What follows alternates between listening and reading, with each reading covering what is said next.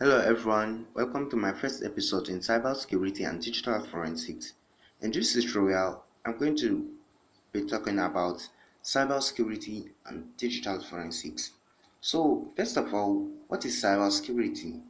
So, cybersecurity is the practice of protecting computer systems, networks or networks, data, and information from unauthorized access, use, disclosure, disruption, modification, or destruction.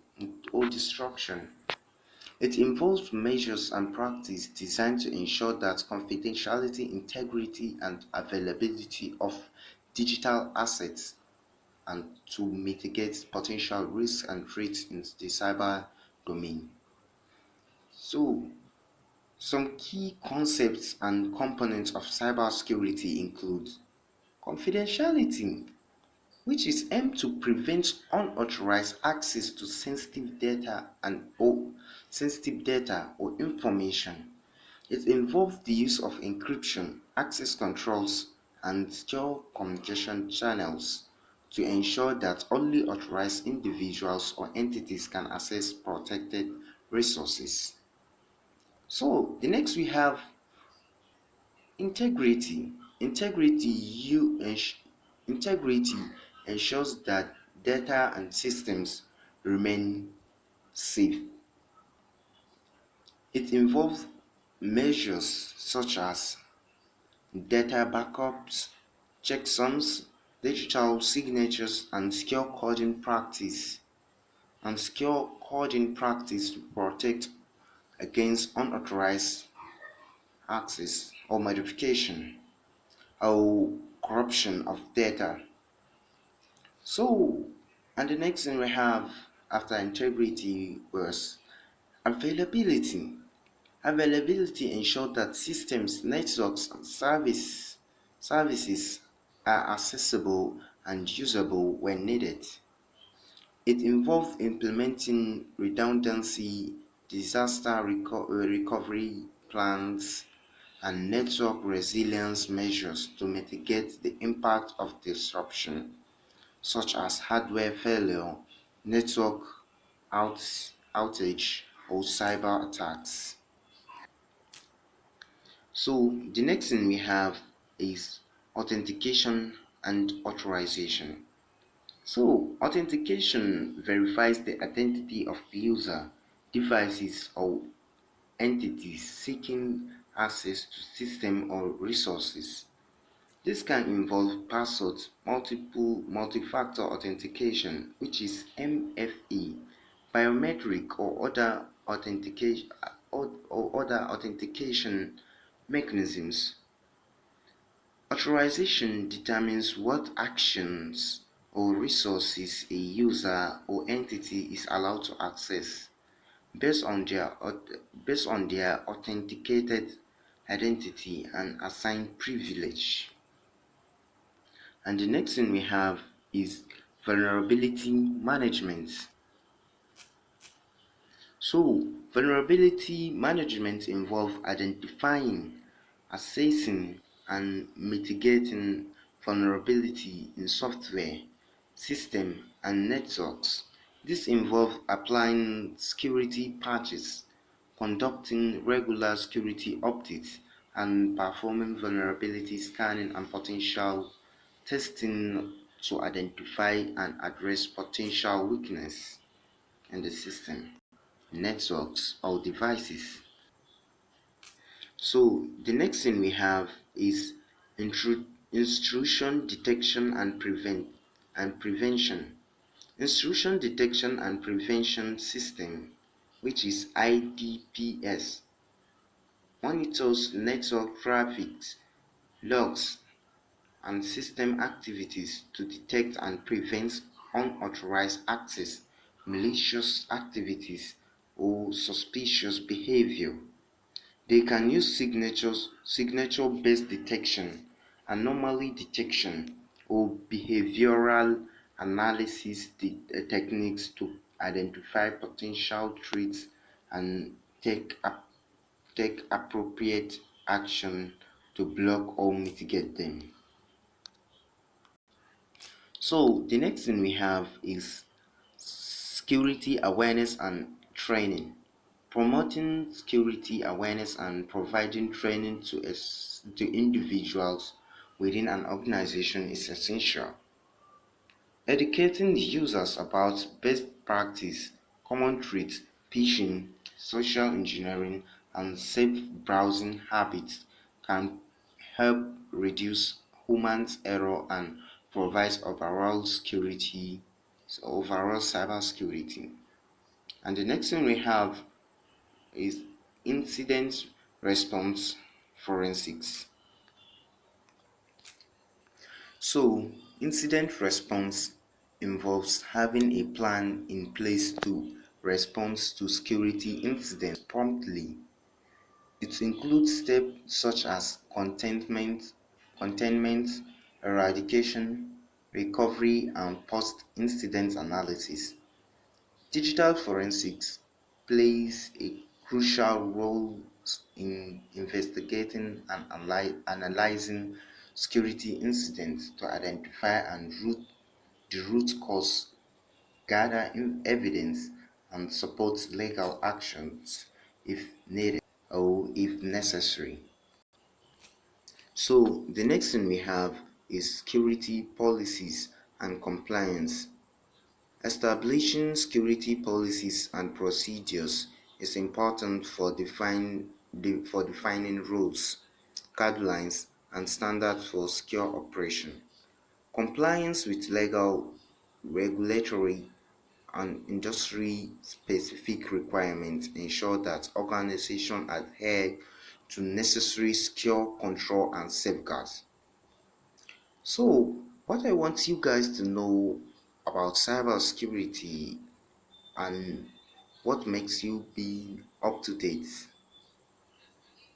So, what I want you guys to know is that cybersecurity is an ongoing process that requires continuous monitoring, updating of defense, and staying informed about latest threats and vulnerabilities. You can follow this in Hackers News. It is crucial for organizations and individuals to adopt proactive approach to cybersecurity to protect their digital assets and maintain a secure online environment. So, after that, we have digital forensics. So, what is digital forensics? Let's talk about it. So, digital forensics, also known as computer forensics, it is a branch of forensic science that involves the investigation, preservation, analysis, and presentation of digital evidence in legal or investigative proceedings. It focuses on recovering and examining digital artifacts such as files, documents, emails, logs, and metadata to uncover information that can be used as evidence in criminals and civil cases. So, some of the key aspects and processes involved in digital forensics are as follows: evidence identification and collection. So, the first step in digital forensics is identifying potential sources of digital evidence and collecting relevant data. This can include seizing computers, mobile devices, storage media, network logs, or cloud-based accounts. The goal is to ensure that the evidence is acquired in a forensically sound manner to maintain its integrity and admissibility in court. The next step is evidence preservation. Once the evidence is collected, it is essential to preserve its integrity. This involves creating a forensics image or making the exact copy of the original media to ensure that the evidence remains unaltered. Hashing algorithms are used to verify the integrity of the copied data. And the next we have evidence analysis. So, in this place, forensics investigators examine the acquired data to extract relevant information. This includes recovering deleted files, examining files metadata, examining file contents, analyzing network traffic, and identifying user activities. Specialized forensic tools and techniques are used to interpret and decode the evidence while maintaining its integrity. So, the next thing we have recovery of hidden or encrypted data. Digital forensics may involve recovering hidden or encrypted data that that perpetrators may attempt to conceal. Investigators employ techniques such as steganography detection, decryption, password cracking, or analyzing memory dumps to retrieve hidden or protected information. So the next thing we have timeline reconstruction. Digital forensics often involve reconstructing timelines of events. Investigators correlate timestamps, log files, and other digital artifacts to understand the sequence of activities, user action, and system events. This helps establish the chronology of events and aids in understanding the context of the incidents. So the next thing we have reporting and presentation. Digital forensics finding needs to be presented in a clear and concise manner. Investigators create detailed reports that document their finding methodologies, tools used, and other overall analysis process. They may also present their findings as expert witness in legal proceeding and provide testimony to explain the significance of the digital evidence. So, I hope you understand uh, what digital forensics is. But with further explanation, I can tell you is uh, digital forensics is employed in various contexts, including criminal investigations, cyber security incidents, intellectual property thefts, employee misconduct, civil litigation, and incident response.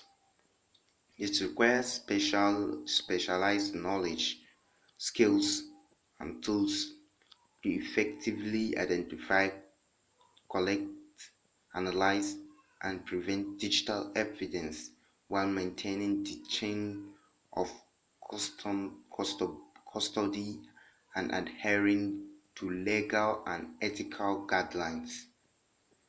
It's important to note that digital forensics must be conducted by trained professionals who follow recognized standards and guidelines to ensure that accuracy, reliability, and admissibility of the evidence. So please subscribe to my channel for more videos on cybersecurity and digital forensics. Thank you.